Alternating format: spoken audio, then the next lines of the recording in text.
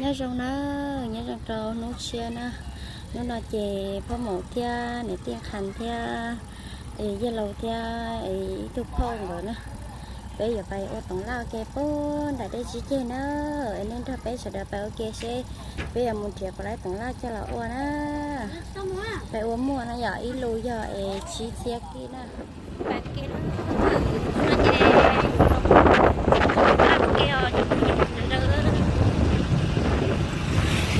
đây tại sao thì nè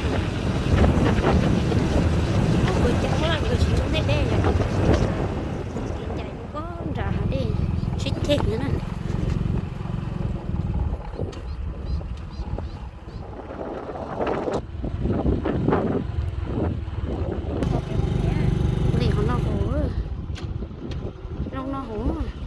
nó này của thế thì anh cứ mong người luôn sao thế téo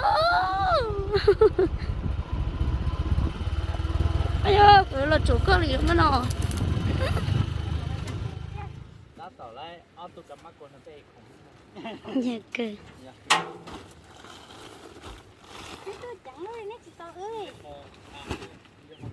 bà là cô đó mua tổng la từ rồi nè nó chị tôi cho chị ba tay khổng nó chạy vô ba em nữa ba khổng tôi chấp rồi giờ lâu ta tỏ mó lúc nha mó phải là nó sống cha nhưng trái là cha không ăn không đâu nó chị mó sống cha này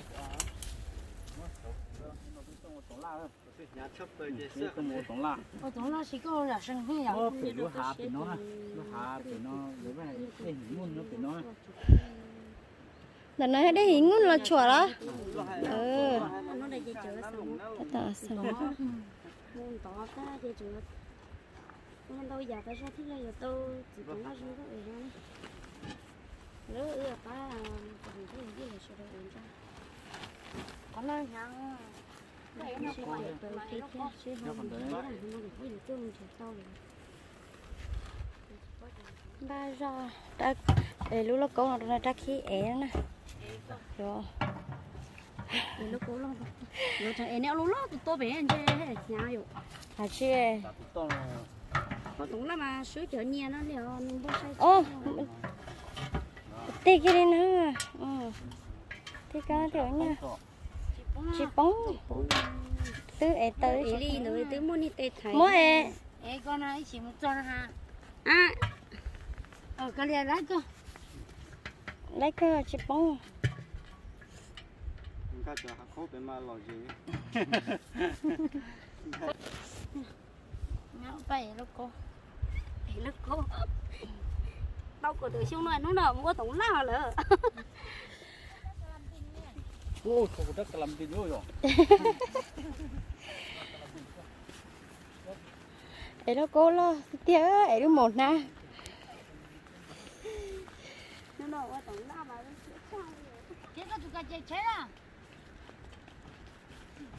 cái bộ nó chưa hồi giấy được chân cỏ rồi để không nhớ chết quá con nó sẽ bị chết đó ấy đi nó một thế nào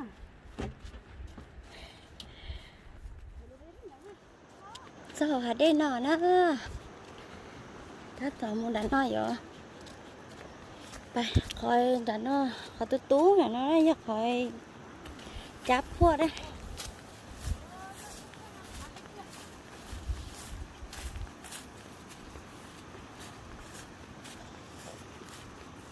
ôi yo ấy sao kể tức là nó cho nó họ chẳng cho biết là bé nữa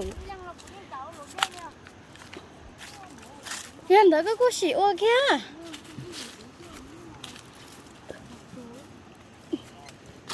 còn nó mà đo tập tay à bây giờ ba tàu còn nó đâu có tí nữa tàu sắt luôn nè nó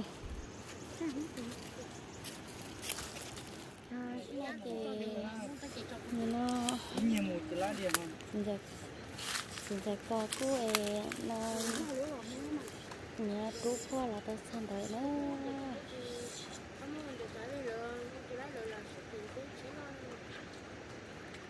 là đó chỉ có bông hạt đấy nó lỏ tao sẽ kêu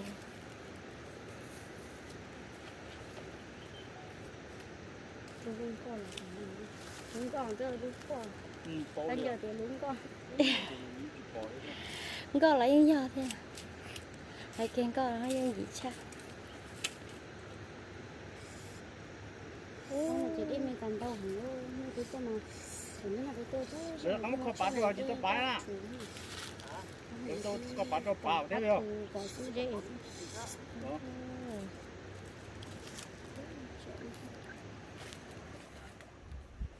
bài nữa tôi trút phô là cho chị đi bài thi ra dạ bài phô ra phô nào phô thi wow trong trái cơ của chị tôi chơi đôi tê đi cho cuộc sống bắt tu sáu liều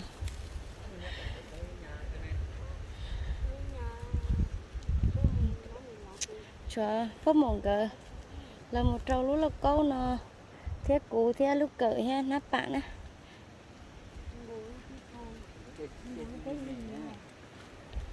ô đã nói giống như tao cơ giống như mò cơ vậy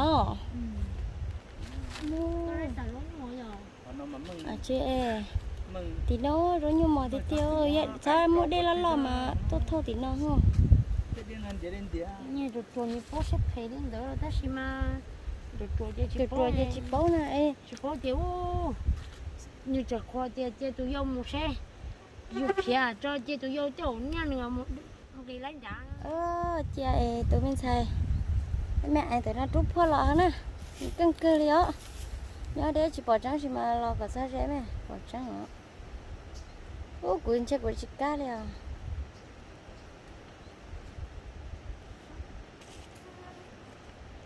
trút phô lọ ý chị à chị ý chị lót khăn ức lò chị lấy trú nó là chị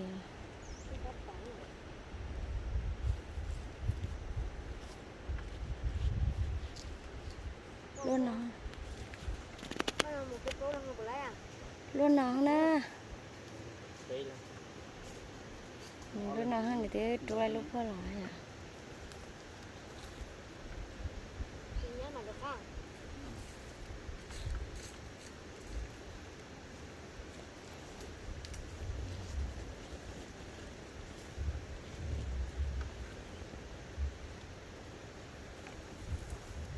cô chỉ lấy lúc phô lọ cả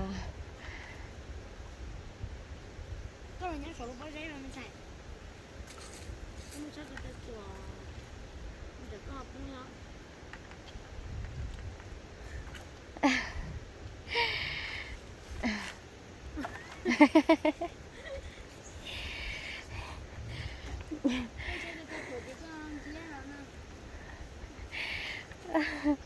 giờ của xe của tứ đĩa chỉ lấy ảnh này thế à bây giờ có con đọc lọt cái gì không lấy á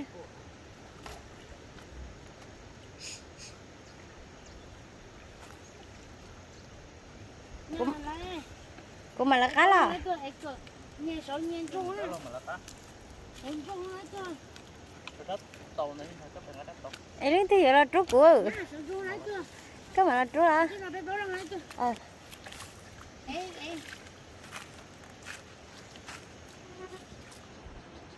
để tứ lấy qua một sao thì đồ đen nó đồ lớn nó là có mấy lúc một nó là chính là nha ra số sao cụ thiết vậy cụ ấy lúc một lúc cố lo là chị cụ chơi cụ phơi vậy lại chơi đây chị lúc một lúc cố lo là cho cụ ấy thì ní chị chơi lò trắng là tàu cụ đó thì ní là cụ thi giờ cụ sợ bắt tôi sợ nó nghe xấu liền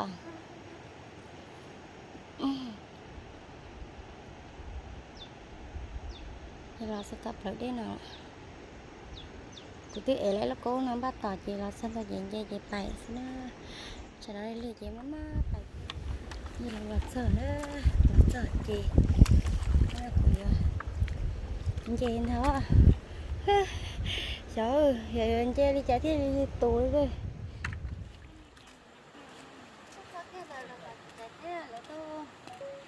nhỏ nào nè có một con cho nó nè cho mà tao có con cho nó chẳng có chồng theo chứ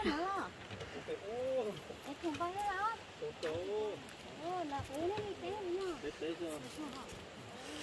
Sao chỗ nào luôn? Sao tiền nào tiền đâu? Wow.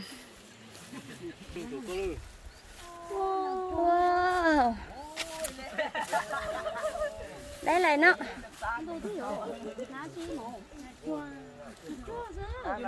cái này là đang nó sai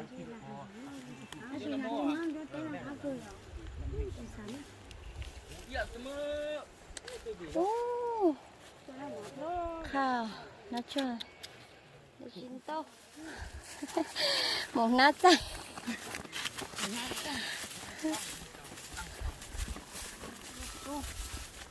Ô, là chị ô lấy chị hay cơn được. Ha.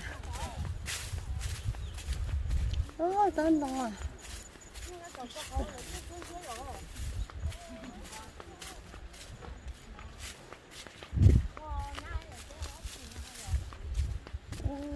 Ô, chìm lên, quả nhai trong vòng nó đó. Cho đến đồng ở chơi kia thì mà xin tên tố nó ha. Tôi sang đó nó chơi là ít xíu là tôi đó nó ha, là tôi đã chiếu. Ô, là tôi tổng là sao? nó thay đua bên chỗ tôi rõ rất chăm mua à. Sao mua liều? Cái gì nữa tôi tổng bảo là con xe đấy xe kể thì chứ Là con xe đấy mà thuộc kia mình thuộc cái hay ủa bố con lửa nó ô dạ. bố con lửa tổng là nó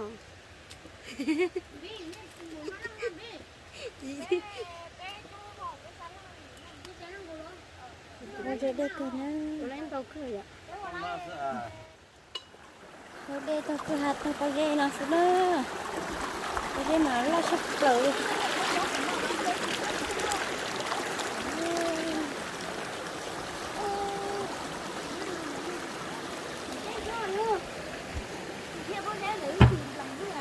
Dạ thôi, ế như nó có coi nhạt nhạt chứ.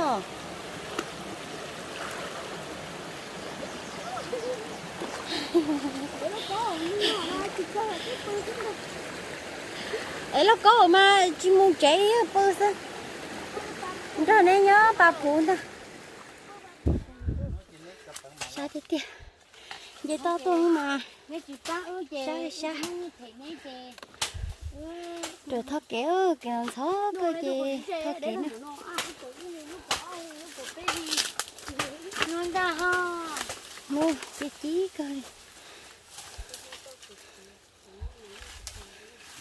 Thỏ cười luôn. Ôi cha này mua đấy chị thơ nè.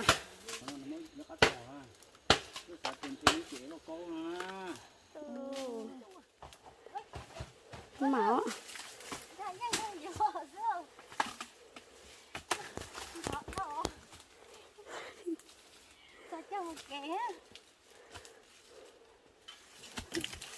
Wow.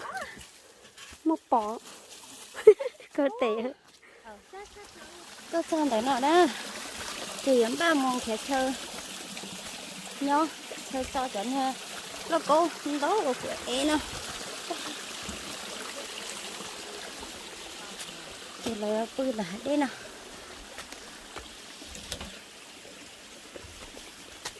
Ô, nó một con leo. chuyện chơi đâu bút số thế á tôi chạy đó người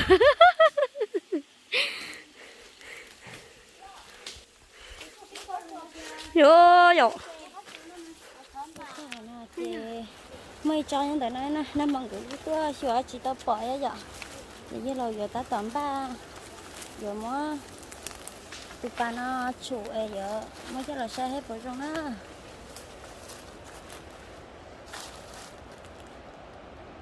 Giờ cho nó, ô nhắc nó mà bỏ trong xếp rồi nữa, để sửa hết vào trong này. Ô, chỉ lo trong coi cơn gỗ đi, cái này.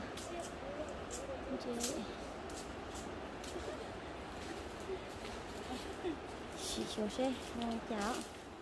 thì chỉ trong câu sắp lời nữa ta chả mà để lúc cô chị cũng đây đây đây đây đây chị mới nói gì nữa là bộ của tí đó chị trên được đây á mới nói không chú là lỏ chị chú nó chị này tí nó bà họ có một hộp bộ của lúc đó cô nữa để họ đông thế đây họ trả thế đây tè nó cố tôi mà cho sạch khi nữa nó mà bé ở trên xa đi rồi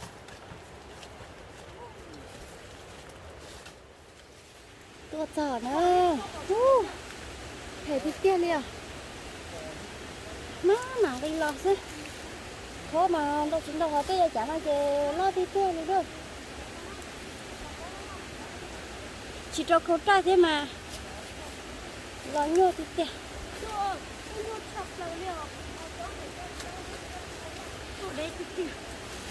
ôi cái con lư bằng chè bún đặc cơ hả xứ Wow, họ để sao ở đường đấy anh chỉ mong chế nó rồi rồi chẳng có chuyện khác chi cái chuyện chè này rồi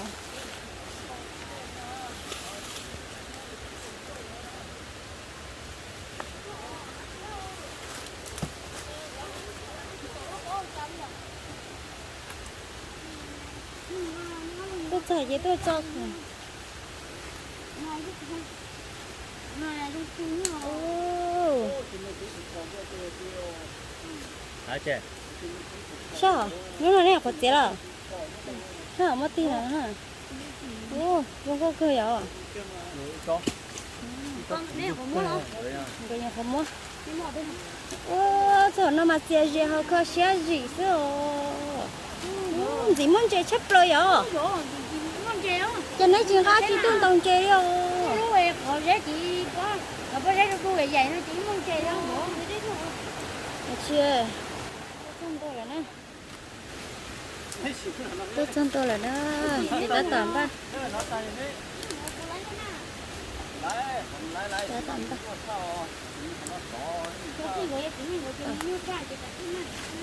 ta tầm ba tụt tận á có cái giờ tự lớn lớn